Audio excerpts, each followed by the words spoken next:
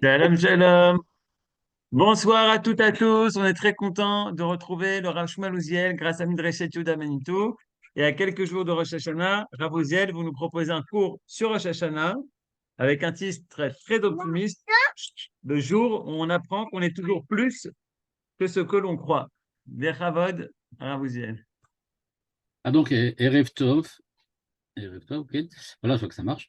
Effectivement, on va voir aujourd'hui comment dans les commentaires de la Torah peut apparaître cette idée un petit peu paradoxale qu'on est plus que ce que l'on croit. C'est-à-dire qu'il faut peut-être le voir de cette façon-là, il faut apprendre à se connaître. Parce que quand on arrive à Rosh Hashanah, on sait que c'est le début des jours de la Teshuvah, les jours de l'année dans lesquels on va essayer de faire une introspection, essayer de réfléchir sur ce qu'on est, sur ce qu'on fait. Eh bien, il faut avoir une idée, on peut dire juste et précise de ce qu'on est. Et ce qu'on va voir maintenant dans les commentaires, c'est qu'il y a effectivement toujours beaucoup plus que ce qu'on croit être. Et c'est pour ça que je voudrais commencer tout de suite à montrer le texte du Sfat Emet, qui va nous servir cette année souvent de référence. Et dans ce texte que vous avez maintenant devant vous, j'imagine, le Sfat Emet va nous dévoiler ce que nous sommes et pourquoi nous le sommes. C'est-à-dire que, contrairement à ce qu'on va pouvoir croire ou ce qu'on a l'habitude, on va découvrir que euh, ne pas savoir ce que l'on est, c'est peut-être au fond une des qualités ou une des choses qui nous définissent le mieux. Le fait que nous ignorions qui nous sommes. Voilà ce que dit le Sfat Emet. J'espère que vous le voyez assez grand, sinon je peux encore un peu l'augmenter. Voilà. Je suppose que maintenant ça doit être assez grand. Le Sfat Emet nous dit la chose suivante. Il dit Bakese le Yom Chagelu. Et il faut comprendre, dans le Sfat Emet, quand il enseigne, dans son enseignement, qui était un enseignement oral face à ses élèves, qui a été ensuite retranscrit par la suite, soit par lui-même, il faisait des résumés de ce qu'il avait dit, ou bien par ses élèves qui écrivaient ce qu'ils avaient entendu. Et donc, chaque mot est important. Bakese le Yom Chagenu. Le verset dit sur Rosh Hashanah que c'est une fête qui est bakessée, qui est cachée, qui est dissimulée, qui est occultée. Bakessé le Yom Chagenu. Une des interprétations du Midrash, c'est de dire Bakessé le Yom Chagenu, que le jour de Rosh Chodesh est caché dans le jour de Rosh Hashanah. On ne fête pas Rosh Chodesh parce qu'on fête Rosh Hashanah. Donc il y a quelque chose de dissimulé dans Rosh Hashanah. Le Sfat Emet commence par nous dire Bakessé le Yom Chagenu, il y a donc quelque chose d'occulté. Il y a donc quelque chose de mystérieux dans le jour de Rosh Hashanah. Mais qu'est-ce qui peut vraiment être mystérieux? Il nous dit Akadosh Baruch Hu Natan Lanu Yom Adin, c'est-à-dire, je suis en train de lire à la ligne 5 maintenant, ce qui est en jaune devant vous. Dieu nous a donné le jour du jugement, Yom Adin, le Chag, comme une fête. On peut commencer à dire déjà que s'il y a dissimulation et occultation, c'est l'aspect joyeux de Rosh Hashanah. C'est-à-dire que Rosh Hashanah, nous dit-il, c'est Yom Adin, c'est le jour du jugement. Mais en fait, c'est un jour de fête. Et donc, il y a quelque chose de dissimulé déjà. On s'attendrait à ce que le jour du jugement soit comme tous les procès que nous passons, si nous avons malheureusement l'occasion d'en passer un, c'est quelque chose de terriblement terrifiant. Et donc, nous dit-il, le Yom Adin, en fait, c'est une fête. Et nous dit-il, pourquoi? Pourquoi le Yom Adin et donc le jour du jugement est-il une fête? Parce que, nous dit-il, ou michazdo agadol asher aleinu. C'est un grand chesed, on peut dire une grande charité que Dieu nous a fait. Le fait que, Regardez, Nathan, si tu arrives à ouvrir ça. le fait que, C'est pas sur YouTube, c'est la première partie du cours. Si ça fonctionne, c'est bien. Sinon, il faut que je le mette. Donc, le fait que il y a dans la fête de Rosh Hashanah, il y a cet aspect que, d'une part, c'est une fête occultée, mais d'autre part, ça veut aussi dire que le jour du jugement est une fête. C'est quelque chose de joyeux, mais c'est occulté. Et donc, nous dit-il, Ze mechazdo agadol asher alem. Le fait que le jour du jugement soit une fête, ça veut dire en fait que Dieu, quand il nous juge, il ne nous juge pas comme un juge le fait lors d'un procès, c'est-à-dire qu'il n'essaye pas de déterminer quelles sont, on peut dire, nos erreurs, nos fautes, à cause desquelles on va ensuite être sanctionné, évidemment. Mais si le jour du jugement est une fête, ça veut dire que le jour du jugement est charitable, que ce n'est pas un jour de din, c'est-à-dire un jour de rigueur. Donc la première remarque du Sfat Emet, c'est de dire que le fait que le jour du jugement soit aussi un jour de fête, c'est-à-dire que din, le jugement, la rigueur, soit aussi simcha, la joie, c'est ça ce qui nous prouve qu'en fait, dans ce jugement, il n'y a pas que des aspects négatifs, que la rigueur semblerait nous proposer, mais il y a aussi une positivité intrinsèque qui fait que tu es jugé, mais ne crois pas que c'est tellement rigoriste. Il y a quelque chose de bien, de bon, de joyeux derrière tout ça. Et donc maintenant, le paradoxe de Rosh Hashanah, c'est précisément que nous sommes un jour de fête durant lequel nous sommes jugés. Alors, essayez de vous replacer, dans le contexte de ce que nous dit ici le Sfat Emet. Imaginez la chose suivante. Vous avez à passer, je ne sais pas, comme un militaire qui devrait passer en jugement devant ses supérieurs pour une faute qu'il a commise. Au moment où il se présente, eh bien, on le juge durant la kermesse de, je sais pas quoi, de fin d'année.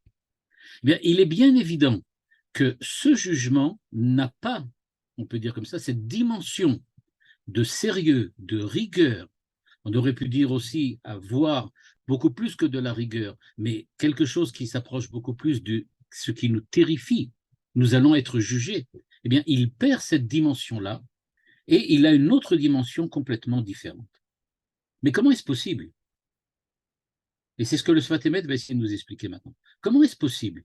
Comment est-il possible que un jour pareil soit considéré comme un jour de joie, alors qu'il est bien évident pour nous tous que ce n'est pas possible que ça soit à la fois l'un et l'autre? Et la réponse du Sfat Emet est extrêmement étonnante.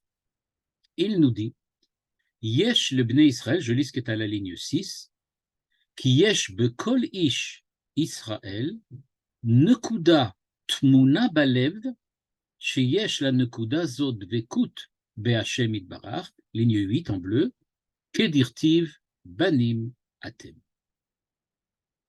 Le Sfat Emet nous dit, on ne peut pas imaginer que les enfants d'Israël vont être jugés par Dieu et que Dieu ait oublié qu'il s'agit des enfants d'Israël.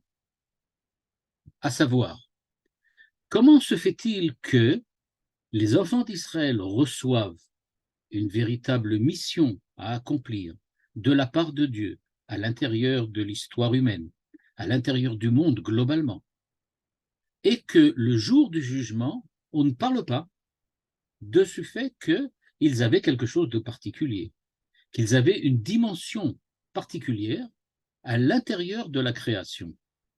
Et, nous dit-il, il est écrit par ailleurs, Ve'amer kulam tzadikim. Ve'amer kulam tzadikim. Tout ton peuple entier, ce sont des tzadikim. C'est-à-dire, nous dit le Sfat Emet, qu'il y a donc en chacun d'entre nous, ce que j'appelais dans le titre plus que ce qu'on croit, il y a donc en chacun d'entre nous une dimension qui ne relève pas uniquement des actes que nous accomplissons, mais qui relève aussi de la finalité de notre présence ici-bas, dans le monde, face aux hommes et face à la réalité qui nous entoure. C'est-à-dire que si on reprend l'histoire de la pensée, on va voir que pendant très longtemps, par exemple depuis l'époque d'Aristote, pratiquement durant tout le Moyen Âge, pratiquement jusqu'à la Renaissance et peut-être même jusqu'à l'ère moderne, on imaginait ou on pensait que le monde était quelque chose d'absolument fixe. Tous les penseurs étaient persuadés que l'ordre du monde, la façon dont le monde est géré par Dieu, c'est quelque chose qui est absolument fixe. À savoir, chacun a sa place, chacun a sa valeur. C'est pour ça qu'on peut trouver des pages extrêmement, j'aurais pu dire, pour nous aujourd'hui, violentes, chez un philosophe aussi célèbre que Aristote, dans lequel il explique pourquoi il est normal qu'il y ait des maîtres et qu'il y ait des esclaves, pourquoi la femme est nécessairement inférieure à l'homme, etc., etc.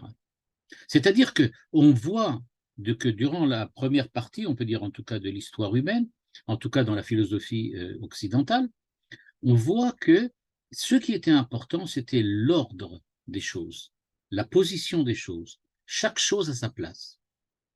Et on disait évidemment que si quelque chose ne va pas, il faut remettre en place. L'expression qui est restée en français. Je l'ai remis à sa place. C'est-à-dire, il y a un certain ordre. Il n'est pas là où il doit être. Il s'est comporté de façon qui n'est pas compatible avec sa place.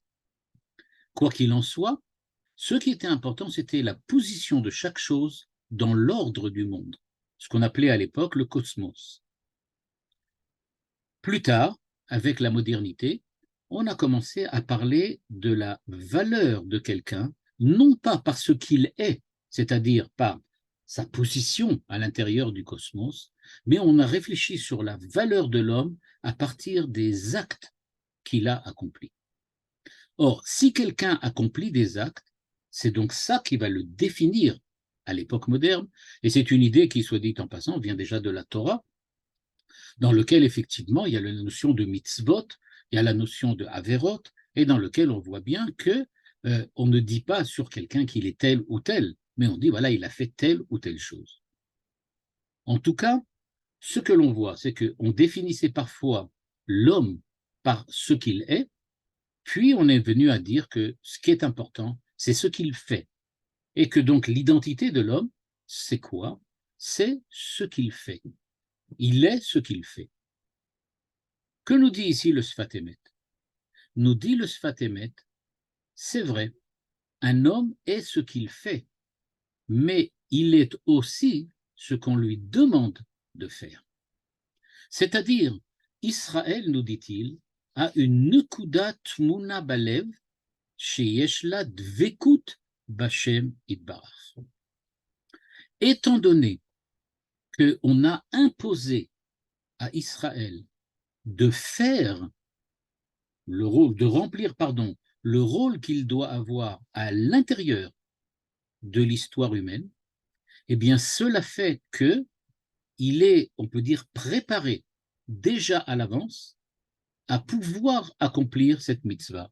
Le rabbi de Lubavitch exprime une idée qui revient très très souvent sous la plume de ses prédécesseurs et qui affirme que si l'histoire, la Hashgacha, a voulu que tu sois dans telle ou telle situation, c'est parce que tu es capable de la gérer et de résoudre les problèmes qui sont dans cette situation.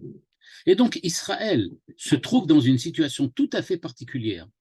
Israël a à remplir un rôle face aux nations, à remplir un rôle face aux hommes d'Israël, à chacun des individus qui composent Israël à l'époque.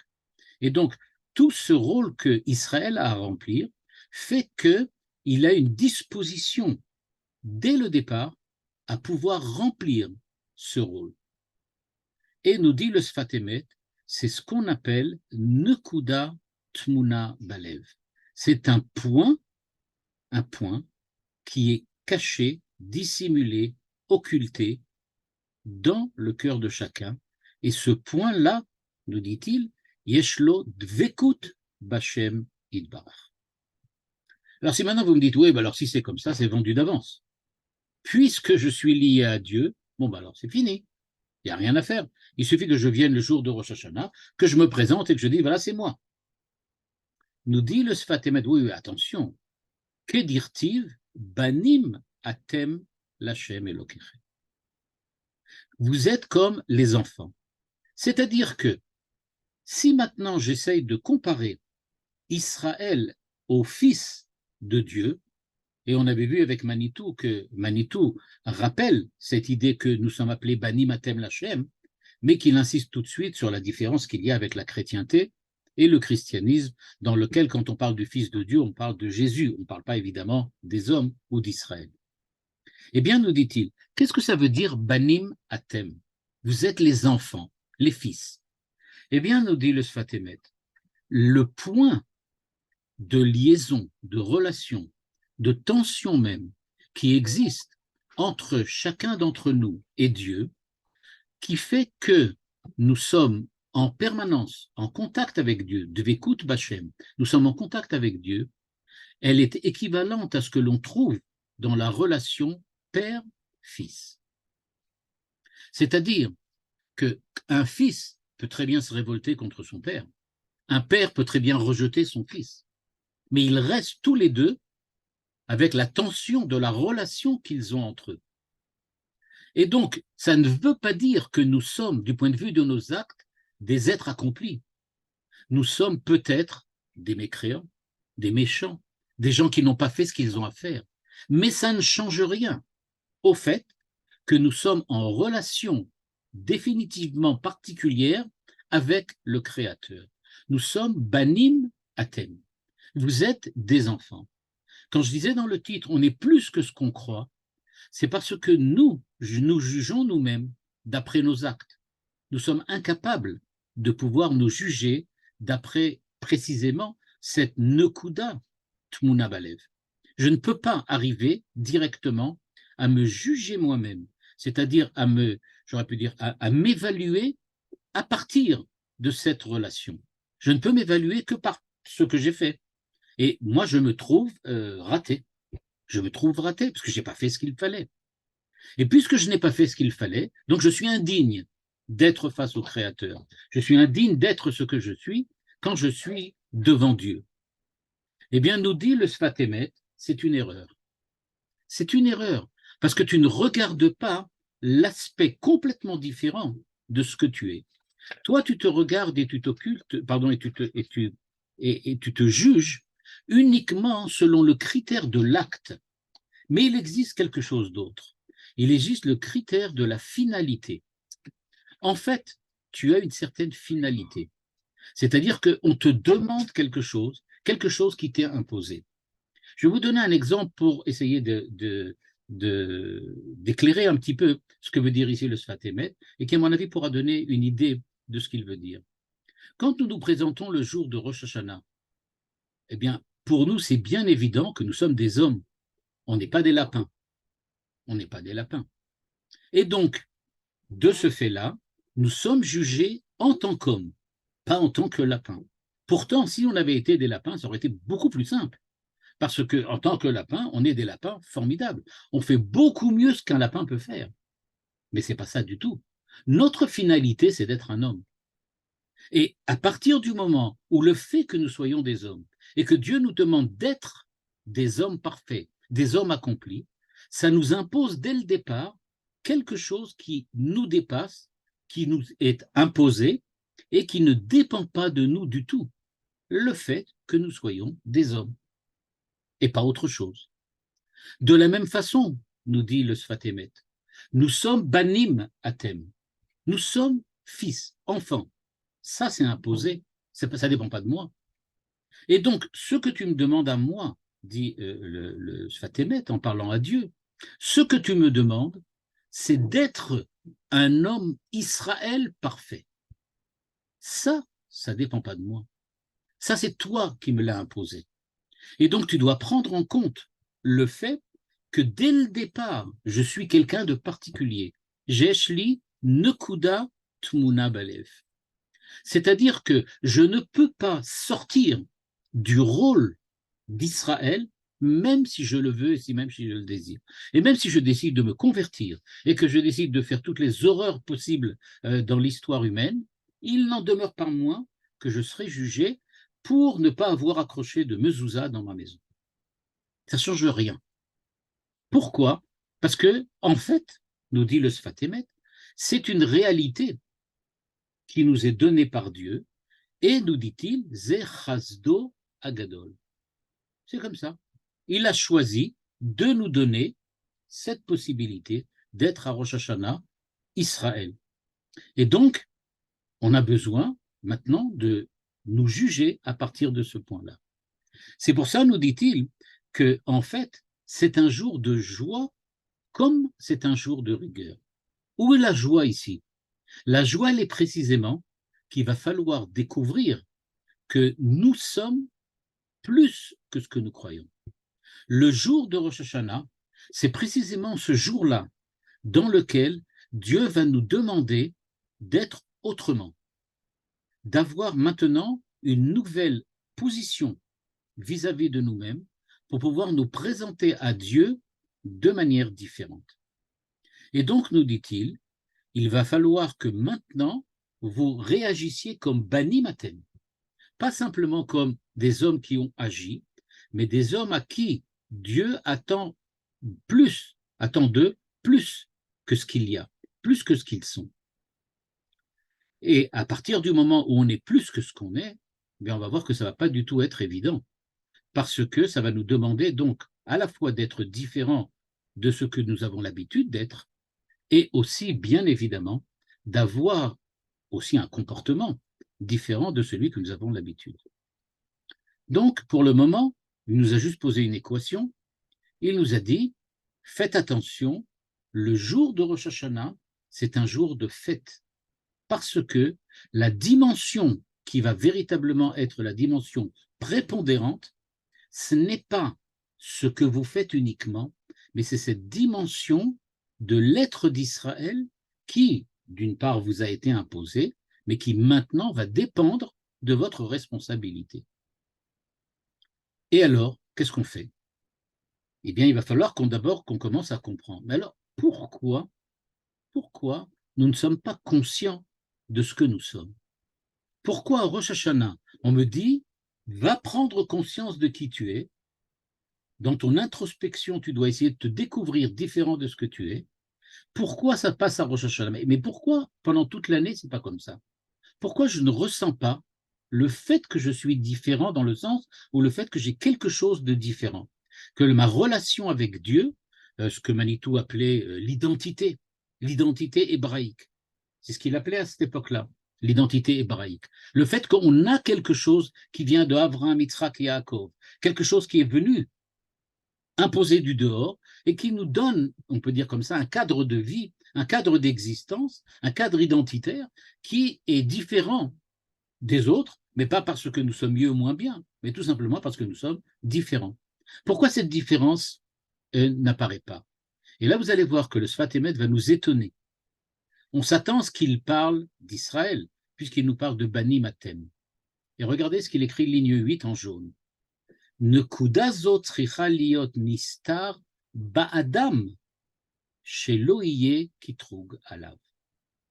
Brusquement, au lieu de nous dire Israël est différent, il nous parle de l'homme globalement. Il nous dit l'homme,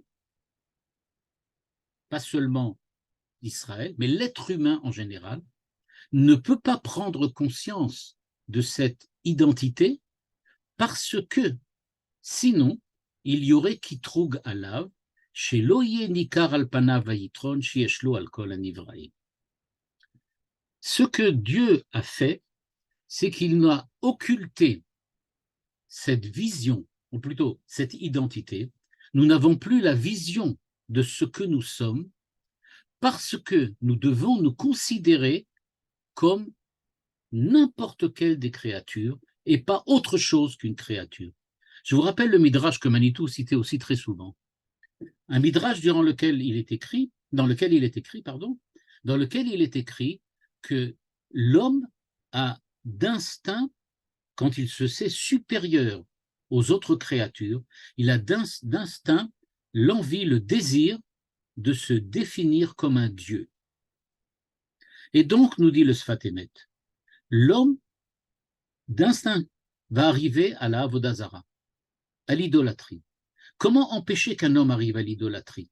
Mais en fait, un homme, c'est quelque chose de particulier. Bani matem. On a quelque chose de particulier qui fait que nous sommes dans une relation interpersonnelle avec le Créateur dès notre naissance et jusqu'à la fin de notre vie. Cette relation interpersonnelle qui nous permet de prier, qui nous permet de bénéficier de la Hashgacha, de la providence divine, cette relation interpersonnelle que nous avons avec le Créateur, pourquoi elle nous est tellement, on peut dire, occultée, dissimulée? Parce que sinon, on ne serait pas une créature. On aurait tendance à s'attribuer une espèce de divinité, une espèce de valeur divine. C'est pour cela, nous dit-il, que Dieu nous a fait une grande charité. Il nous a occulté ce que nous sommes. Et une fois par an, il vient et il nous dit, il va quand même falloir que vous preniez en compte, que vous réalisiez qui vous êtes. Et donc, d'après le Sfat Emet, je vais devoir maintenant, ce jour de Rosh Hashanah, essayer de définir ce que je suis. Pour pouvoir essayer d'illustrer ça encore une fois, d'une manière peut-être plus terre-à-terre, tous les ans, il y a la fête de Rosh Hashanah, et tous les ans, on va au Beth Knesset, on prie, on entend le shofar, on commence déjà à revenir faire tchouva, etc. Bon, on ne parle pas des fautes encore, on en parlera surtout à Yom Kippour, mais il y a déjà, Yom Hadin, on est déjà en train de passer le jour du jugement. Eh bien, nous dit le Sfat Emet, tout ça c'est bien beau, tout ça c'est bien beau, mais est-ce que c'est vraiment sérieux? Est-ce qu'on est sérieux quand on le fait? C'est-à-dire, on va se remettre dans une situation. Je viens le jour de Rosh Hashanah devant, dans le Beth Knesset pour prier, écouter le shofar. Est-ce que vraiment j'ai conscience que je suis le jour du jugement face à Dieu? Est-ce que vraiment j'en suis conscient? Est-ce que vraiment c'est quelque chose qui m'interpelle? Et pas simplement que sur le papier, c'est écrit que c'est le premier Tishri et que je vais aller maintenant au Beth Knesset. Mais est-ce que c'est quelque chose qui m'interpelle au niveau de mon existence, au niveau de ma manière d'être, au niveau de ma vie? Est-ce que je prends ça au sérieux? Ou bien j'accomplis simplement ce qui est écrit dans le Shulchan Aruch? C'est très bien, hein, je ne remets pas en cause, évidemment. Alors, mais est-ce que c'est vraiment sérieux? Le Sfat Emet nous dit oui, c'est extrêmement sérieux. C'est à tel point sérieux qu'il va falloir que maintenant tu prennes conscience de ce que tu n'es pas, c'est-à-dire ce que tu crois être. Tu es persuadé que tu viens devant Dieu et que tu es Shmuel qui vient maintenant devant Dieu. C'est pas du tout ça. Le Shmuel dont tu parles, c'est pas lui qui nous intéresse. Le jour du jugement, tu n'es pas jugé dans le sens où on est là en train de compter tes erreurs, de compter tes fautes, de sanctionner ou de donner une récompense. Ah, c'est pas le bon point qu'on recevait à la fin des cours de classe préparatoire. Alors, qu'est-ce que c'est?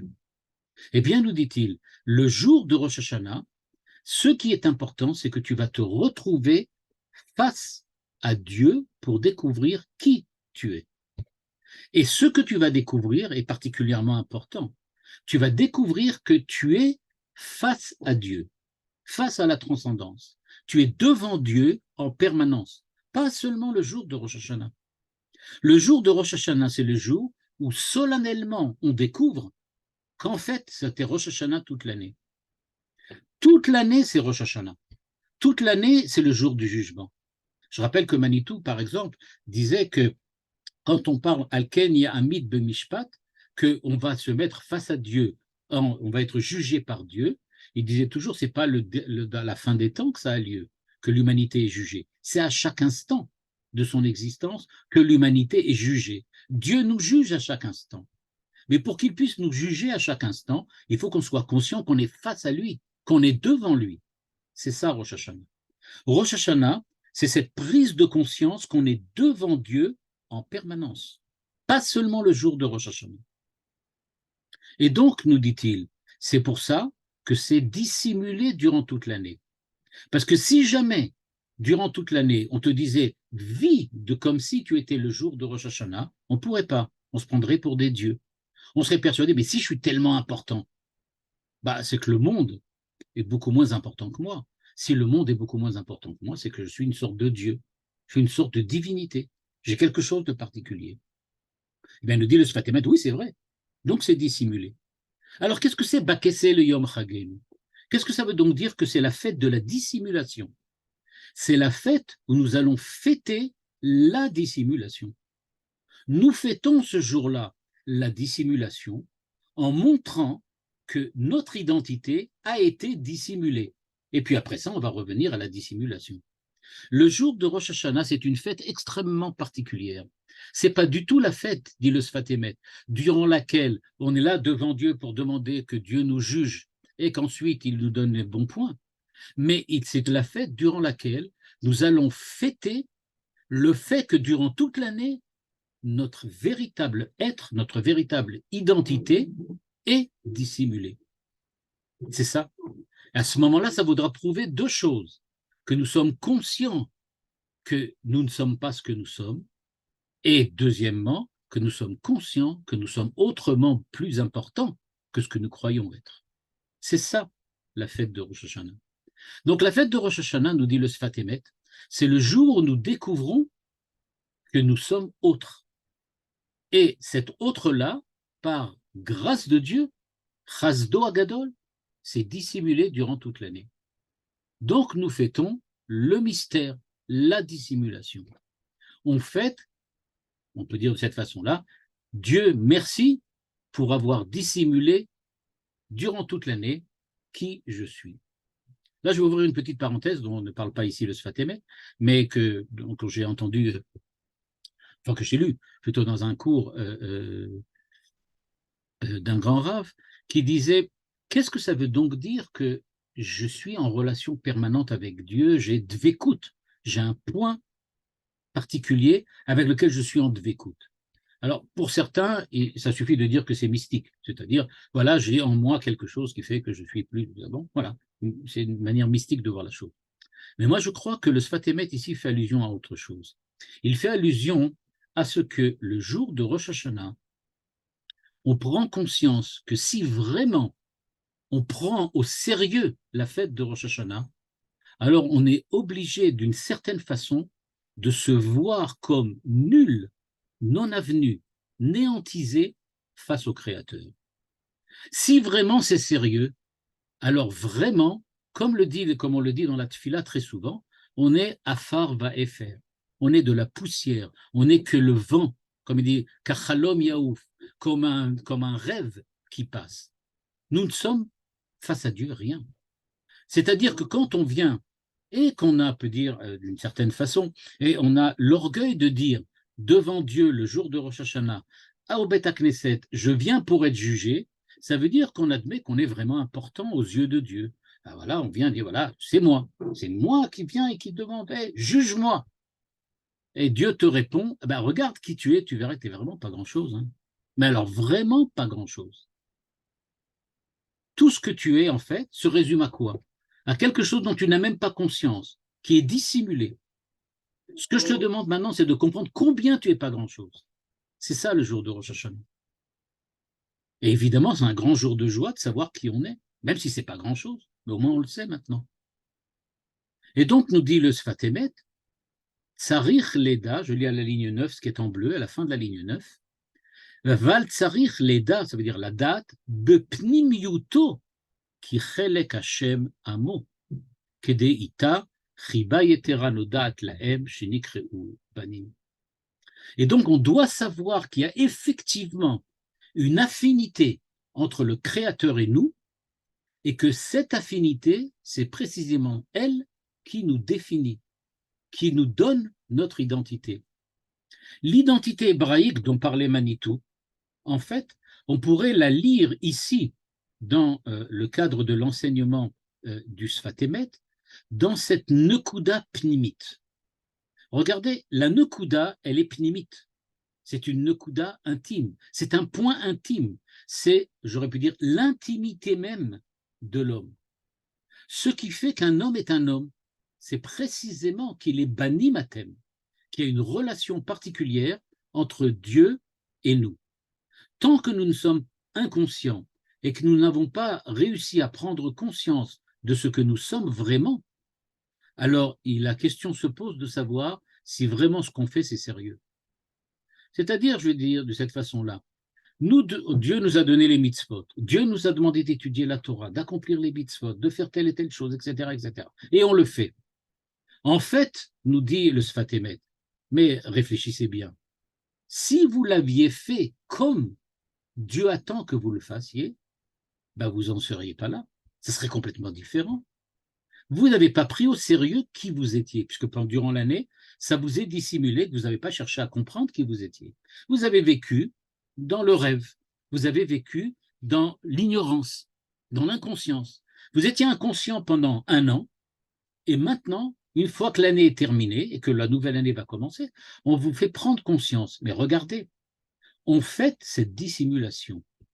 On vous dit, regardez, Dieu vous a dissimulé tout ça. Pourquoi? Parce que il se doute bien que si vous n'êtes pas comme il faut, vous allez certainement l'utiliser à mal.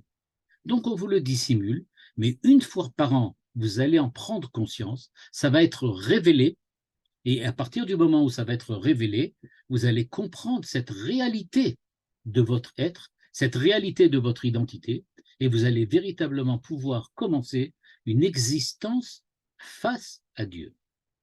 Le son du chauffard est là pour réveiller. Mais réveiller de quoi?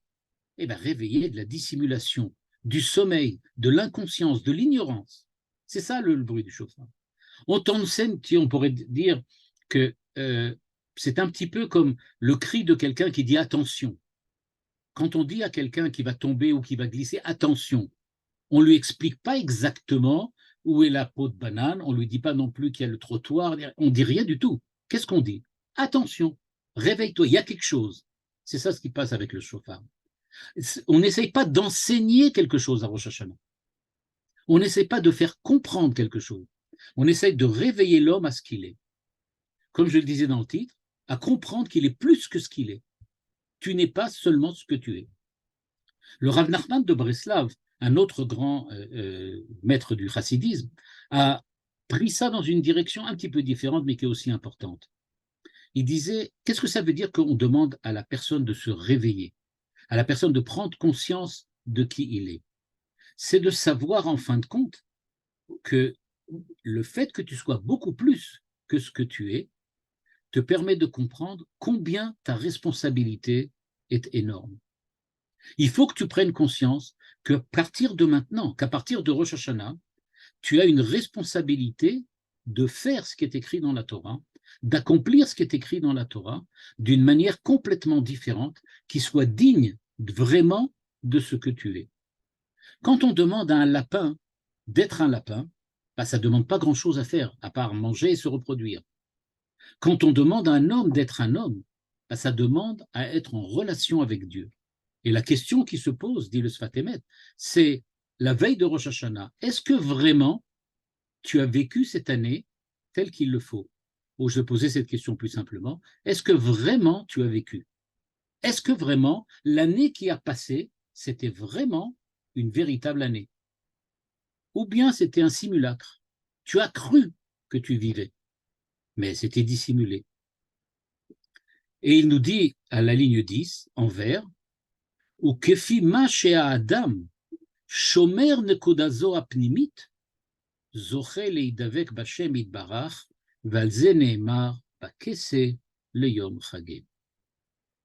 Il nous dit, à partir du moment où tu seras capable de conserver cette relation particulière que tu as en tant que créature de Dieu face à ton Créateur, si tu arrives véritablement à saisir et à vivre selon cette dimension intime qui est la tienne, à ce moment-là, véritablement, tu verras la présence de Dieu et, comme il le dit ici, c'est donc dissimulé dans un jour de fête. C'est-à-dire, le Yom Adin va être maintenant dissimulé dans un jour de fête. Parce que la terreur ce qu'il y a de terrifiant dans le fait que nous sommes jugés vient du fait que nous ne savons pas qui nous sommes. Si nous découvrons véritablement qui nous sommes, et si nous arrivons à vivre selon cette dimension existentielle qui est véritablement la nôtre, à ce moment-là, il n'y a aucune raison de se sentir menacé par quoi que ce soit et de se sentir, on peut dire, mis sur la sellette. Pas du tout. Le Yom Adin devient en fait Yom Chag. Bakese, le Yom Chagim. Donc, dans ce premier enseignement, nous avons donc compris, j'espère, que la dimension particulière de Rosh Hashanah, c'est la dimension de la découverte d'une dissimulation, de la découverte d'une occultation. Nous apprenons que le monde nous occulte à nous-mêmes. Nous ne comprenons pas qui nous sommes.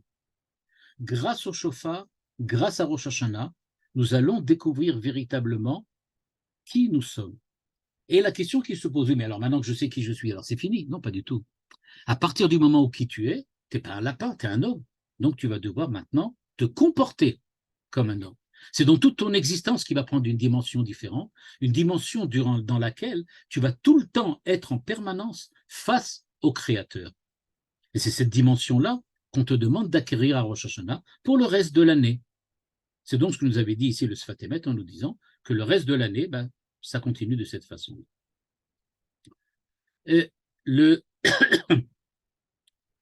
la question qui va maintenant se poser est donc, alors, pourquoi le shofar? Qu'est-ce que le shofar vient faire ici et pourquoi on a choisi particulièrement le shofar? Bon, j'ai expliqué tout à l'heure que c'était un appel à être différent. Le Sfat Emet nous apporte une dimension à cet appel, à cette interpellation. Il nous dit ici à la ligne 27, dans un autre enseignement, dans une autre année, il nous dit la chose suivante. Il est écrit « Le'olam Hashem dvarcha nitzav bashamayim ». Nimtza, dit-il, je lis à la ligne 27, « Shoresh kol davar v'kiyumo hu hamekor v'anekuda shenimshechet min ha'ma'amar shel Hashem yitbarach v'zeu hatkiyot shehu kol belidig » Nous dit le Sfat Emet, pourquoi on vous a dissimulé ce que vous étiez, pour que vous sachiez que vous êtes une créature, que vous avez été créé par Dieu. C'est donc que quand j'entends le shofar, je vais réaliser que je suis créature de Dieu, c'est-à-dire en relation avec lui, ça veut dire face à lui, ça veut dire différent, tout ce qu'on a dit jusqu'à maintenant.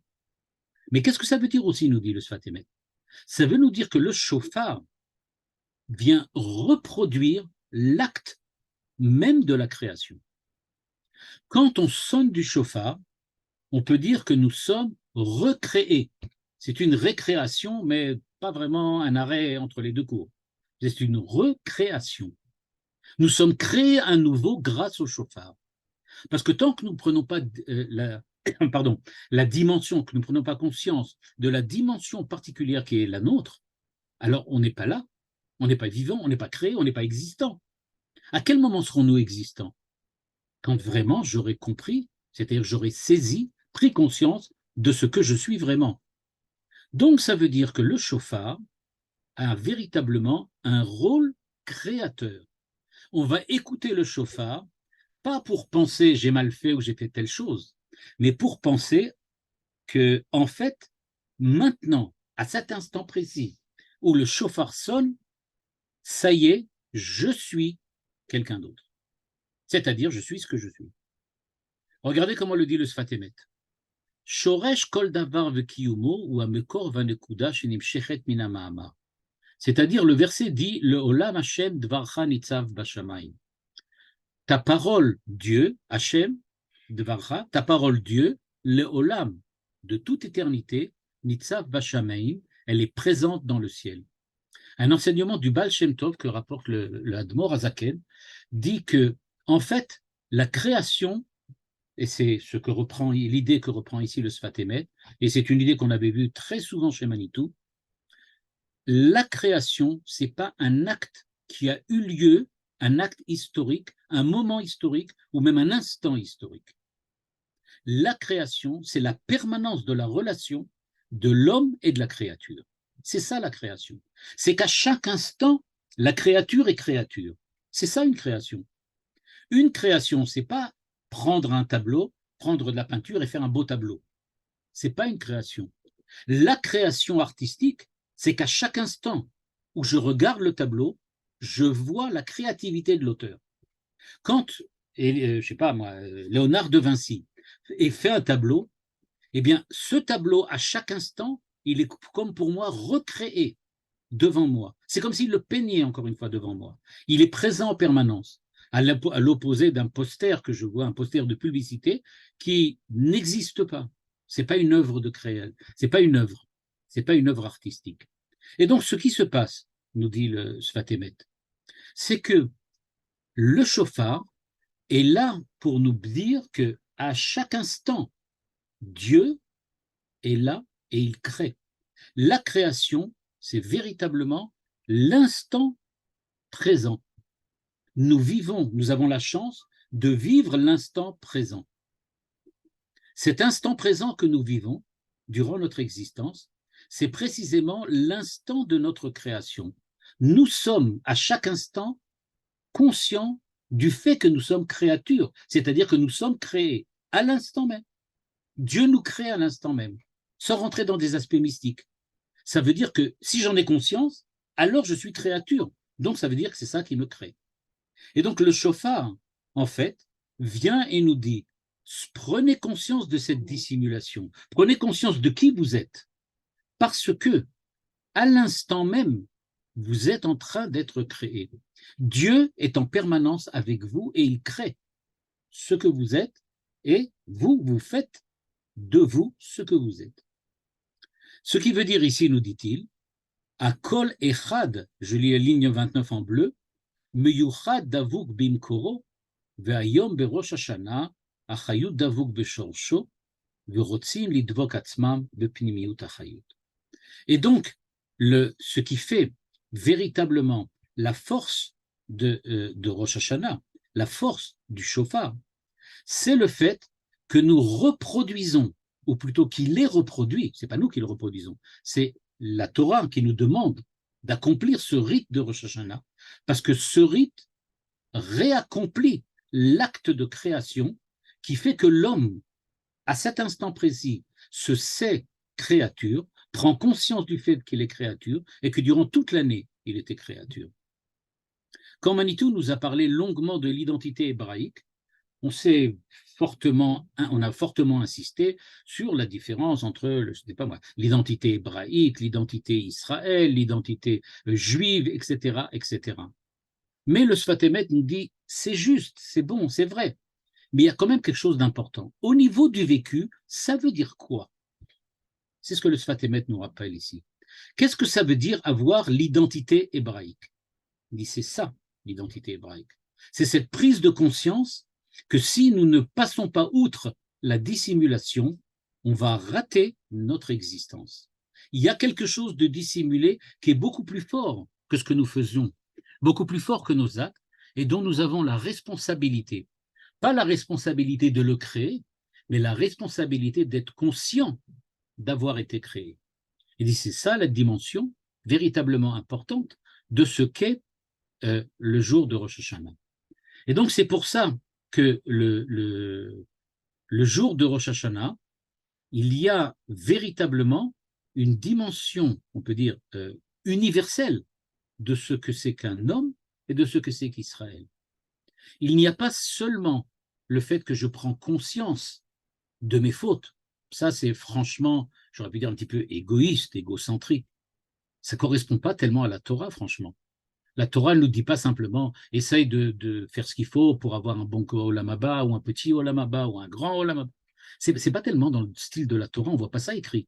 D'ailleurs, comme vous le savez, la Torah ne parle pas du tout de Olam Haba. A priori, si vraiment c'est tellement important le Olam Haba, et si c'était ça le point de centralité de Rosh Hashanah, alors pourquoi la Torah n'en parle pas? Pourquoi elle ne dit pas qu'il faut avoir le Olam Haba, que c'est important, etc. On voit que c'est pas ça.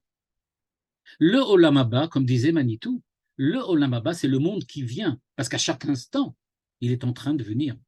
À chaque instant, c'est le vécu que nous avons face à Dieu.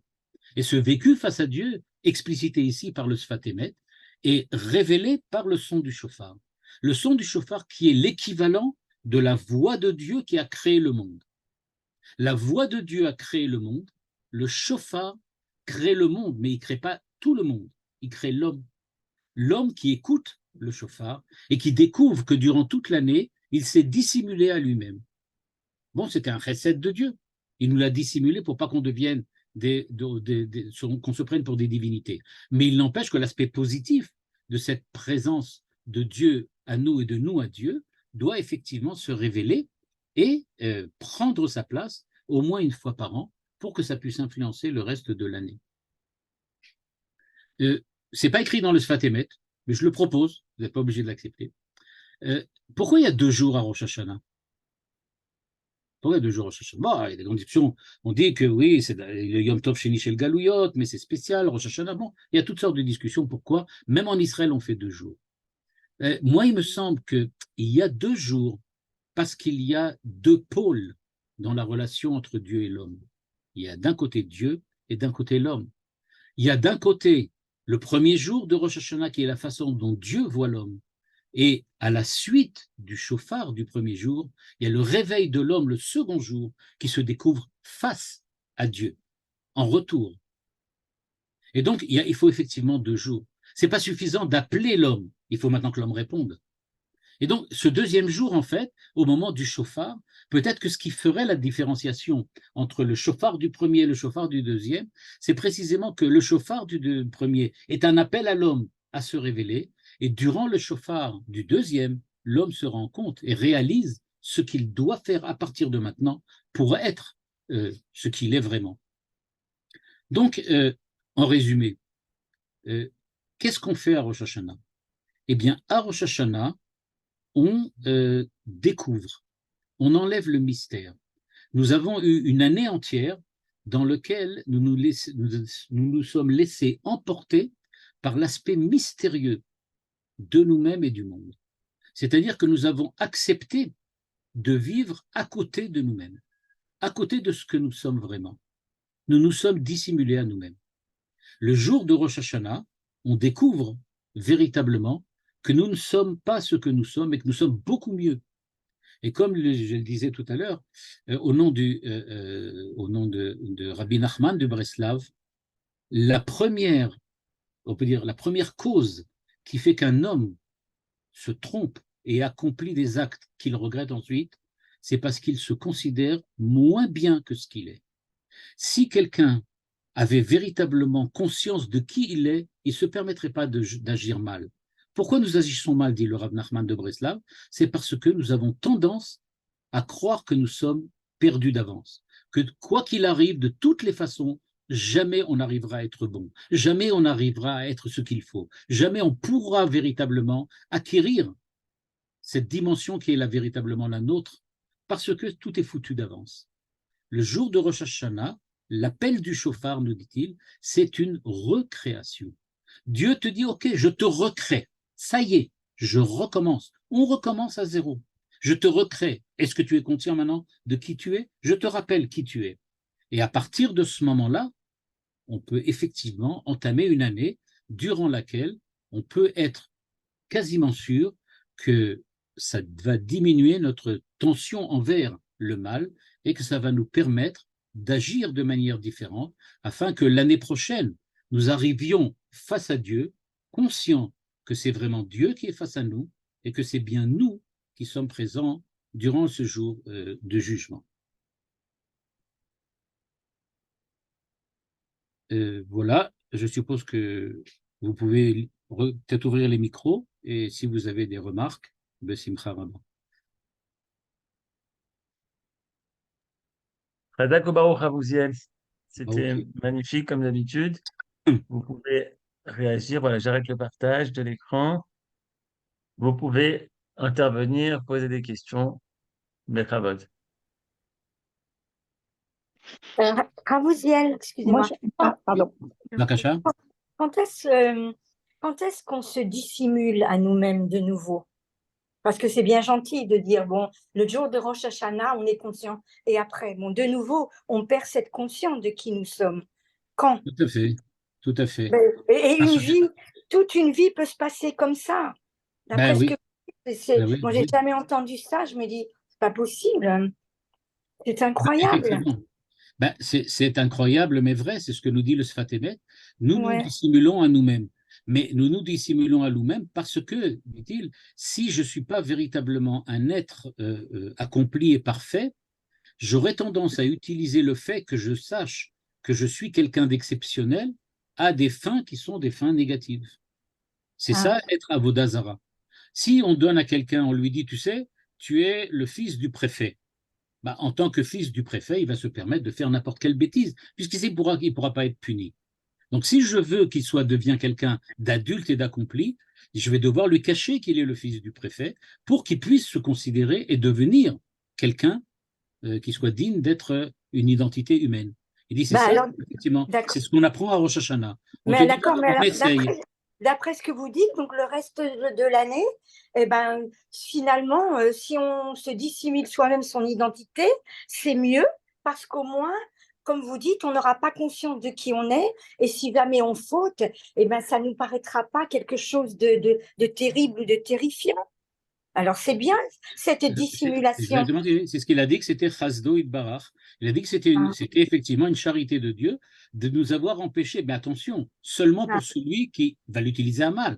Le tzaddik, c'est-à-dire la personne parfaite, l'homme accompli, lui va nécessairement prendre ça et continuer, il ne verra pas le ah oui, problème. bien Lui, il n'y sûr. aura aucun problème. Et donc, c'est Oui. pour ça qu'à Rosh Hashanah, il y a le livre des tzaddikim, le livre des Mhm, bénonim et le livre des rechaïm. Chacun mhm, a vécu son existence de manière différente et tous mhm. on est jugés. On est tous dans un livre. C'est-à-dire qu'on a tous une relation avec Dieu. On est tous face à Dieu, en fin de compte. D'accord. Euh, Merci. j'ai une Juste par, question. par rapport à la question qui vient Et, d'être posée, ah, pardon. on peut imaginer l'inverse, justement. Si je suis le fils du préfet, alors je dois avoir un itnagout, un comportement qui soit digne d'être le fils du préfet. Et donc, je ne peux pas me permettre de faire Exact, des erreurs parce que c'est aller dans l'autre sens. Ben, exact. c'est ça le tzaddik. C'est exactement Yeah. ça le tzaddik. Mm, mm. Le tzaddik, c'est celui qui est conscient de cette relation particulière et qui donc agit en tant que tzaddik. C'est ça justement ce qu'il fait. Mais le Benoni, non. Lui, il a tendance à déraper, à se diriger de mauvaise manière. Parce que pour lui, c'est un avantage qu'il tire du fait qu'il est en rapport, en relation avec Dieu. Il y a un enseignement de Manitou très bien qui dit Avinu Malkenu. Quand on sait que celui qui nous juge, c'est notre Père, Avinu, et que Malkenu, notre juge, c'est le Père, alors on sait qu'on va s'arranger. Le Sfatemet nous dit oui, attention, ça veut dire un an de dissimulation. Si tu le prends au sérieux, c'est-à-dire si tu dis à chaque instant, oh, Dieu, ça va s'arranger, etc. Et la Gemara le dit, Manito aussi, évidemment, c'est cette Gemara. Il dit, si tu démarres toute l'année en disant, oh, ben, puisque de toutes les façons, Dieu va me pardonner, c'est pas la peine de faire des efforts, donc tu as raté. Donc ça veut dire en fait que tu n'es pas face à Dieu. Bien sûr. Toda. Ouais. Dur, dur, Moi, hein. j'ai une autre Oui, question, Suzy, Rav. Natacha, vas-y. Je vois pas, enfin, si on part du principe que à chaque moment, à chaque instant, Dieu nous crée, pourquoi ne pas sonner le chauffard tout le temps? Je veux dire, attendre pourquoi juste ne pour pas? Shoshana. J'ai pas Ne pas compris. sonner ne pas sonner le chauffard régulièrement, quoi. Ah, pourquoi ne pas le sauver plus? Toujours pour la même raison, c'est ce que nous dit le Sfatémet. Non, mais je veux dire, si on part du principe que Dieu nous crée à chaque moment, Oui, pourquoi doit-on attendre Rosh Hashanah pour avoir cet éveil par le chauffard? parce qu'on n'en est pas conscient. Et j'en ai parlé un petit peu, mais là, dans le cadre d'une heure de course, un peu difficile là, de tout mettre dedans. Ouais. Mais l'idée, il y a une autre idée parallèle qui est extrêmement importante. C'est celle qui veut dire que si je sais que je suis face à Dieu en permanence, alors effectivement, moi, je suis rien. Et donc, vivre en sachant que je suis rien, ça veut dire qu'à chaque instant, j'ai besoin que Dieu me recrée pour sentir que je suis là. Et ça, je ne le ressens que parce que je suis passé par Rosh Hashanah. C'est Rosh Hashanah qui m'a donné cette dimension. Et donc, j'ai Mais pas si on besoin de sait sonner du chauffard. pardon, J'en ai pris mais si conscience. on sait, Et donc, mais si on sait, oui, si on sait qu'on est une parcelle divine, pourquoi attendre Rosh Hashanah pour se dire, bon, avec les sirotes, on est que de poussière, machin, etc. Je veux dire, c'est toute l'année qu'on devrait. exactement. Ça, c'est le faire tzaddik. Le ce tzaddik, durant dialogue. toute l'année, le tzaddik n'a pas besoin du chauffard pour se rappeler que pendant toute D'accord, l'année, il était comme il faut. Alors, qu'est-ce je qu'il fait avec le comprends. chauffard, le tzaddik? Le tzaddik, il comprend.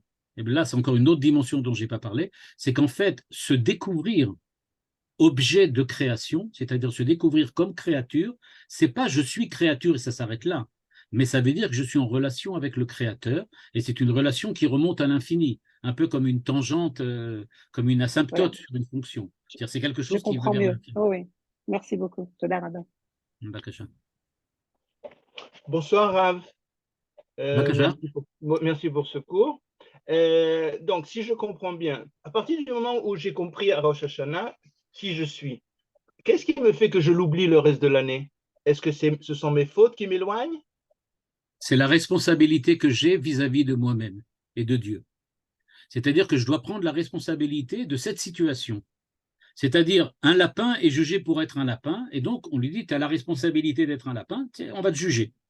L'homme est un homme, et donc il a la responsabilité d'être un homme. C'est ça qui fait oublier. À partir du moment où je me trompe, c'est-à-dire que j'arrête d'être responsable de qui je suis, c'est ça l'oubli. L'oubli, c'est justement perdre cette responsabilité-là. Et donc perdre cette dimension humaine qui est la mienne.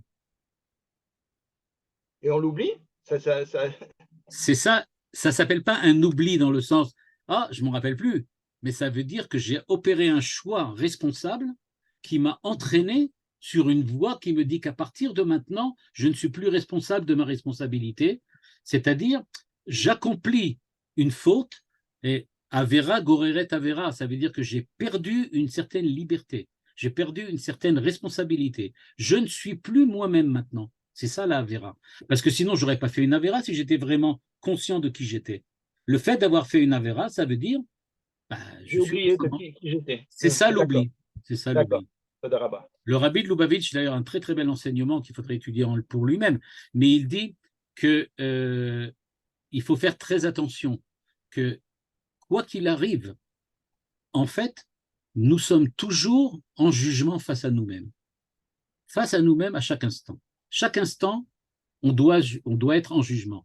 Donc, c'est comme si on devait plaider pour nous-mêmes à chaque instant. Quand on oublie de plaider, on a perdu.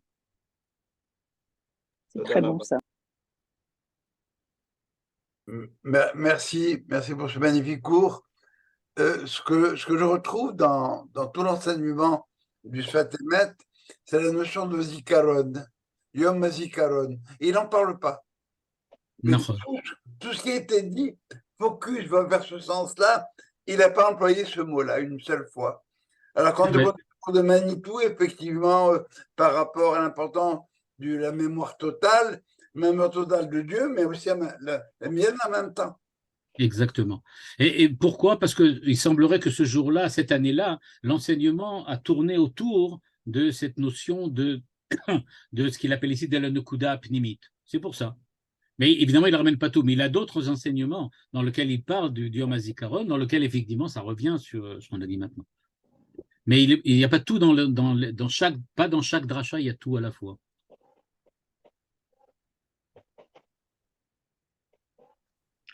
Finalement, la condition humaine, elle est quand même relativement pessimiste au départ. C'est vrai, parce que vous avez même dit qu'on pensait que tout était perdu d'avance et qu'il fallait attendre d'être recréé pour que la situation change. Alors, oui, c'est une belle image, c'est vrai. C'est une belle image. C'est-à-dire qu'effectivement, on peut le voir comme être réellement pessimiste. Je rappelle que Manitou disait qu'il y a en philosophie, il y a le doute et il y a aussi le chassidoute. C'est ce qu'il disait. Et donc, la chassidoute, elle a ce côté-là, elle a le chassidoute. C'est-à-dire, il y a ce côté pessimiste, il y a ce côté dissimulé, mystérieux, occulté. C'est-à-dire, on est dans un monde dans lequel il manque quelque chose. Il manque quelque chose, c'est vrai. Mais c'est ça la beauté de la pensée chassidique, c'est qu'elle nous met face à cette pensée du manque, à cette pensée du doute. On peut ne pas l'apprécier.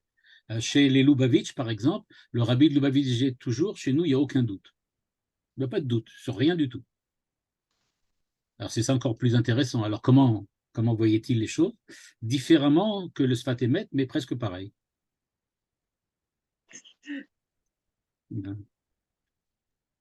Merci. D'autres questions?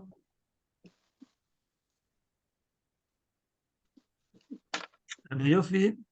Toda Rabba Rav Uziel. On se retrouvera donc la semaine prochaine avec Oui, vous, juste on avant. retrouvera le Sfat Emet avec Yom Kippour.